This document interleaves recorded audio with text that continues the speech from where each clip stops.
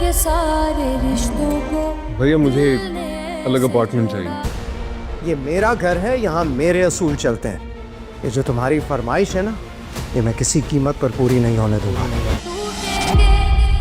आपकी ये बातें 100 साल पुरानी हैं।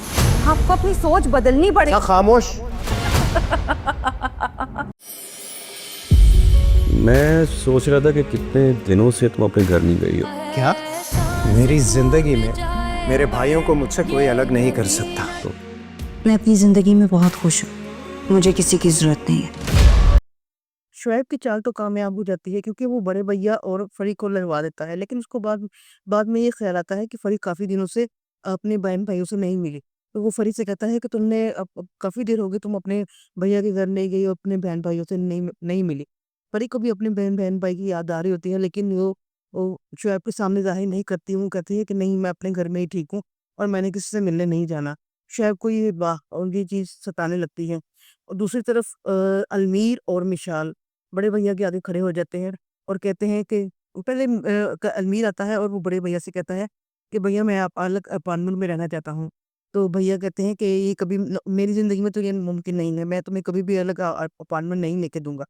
तो वो फिर मिसाल आ जाती है और कहती है कि क्यों बड़े भैया, बाहर तो यही कॉन्सेप्ट है कि सब अलग अलग अपने अपार्टमेंट्स में रहते हैं। तो आप ही 100 साल पुरानी सोच लेके चल रहे हैं। जिस पर कबीर कहता है कि खामोश हो जाओ, मैं जानता हूँ कि ये तुम्हारी चाल है और मैं ये तुम्हारी चाल कभी भी कामयाब नहीं होने दूंगा। मेरे जीते जी हम बहन भाई कभी भी अलग नहीं होंगे और मैं ऐसा कभी होने नहीं दूंगा। मिसाल आगे से बहस करना चाहती है, लेकिन कबीर इशारे से उसको रोक देता है और वहां से चला जाता है। और बेचारा अमीर बीच में खामोश रहता है। वो क्या करे, वो बहुत ज्यादा परेशान है। एक तो मिसाल ने उसको इतना फोर्स किया हुआ है, वो भी बड़े भैया के आगे बोलना नहीं चाहता, लेकिन मुझे वो मिसाल के इस फोर्स करने पर बड़े भैया से कहता है, वरना वो तो ये चाहता भी नहीं।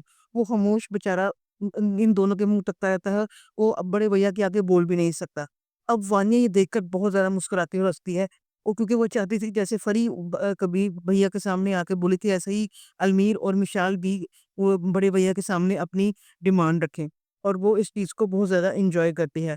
अब आप कमेंट बॉक्स में कमेंट करके मुझे ये बताइए कि क्या फरी को शुएब की चाल का पता लगेगा और क्या मिशाल अलमीर के साथ अब रहेगी, क्योंकि उसकी तो ये डिमांड पूरी नहीं हुई, तो उसका अगला कदम क्या होगा? अब अगर आपको मेरा रिव्यू पसंद आए तो प्लीज़ लाइक, शेयर और सब्सक्राइब कीजिए। ओके, अल्लाह हाफ़िज़।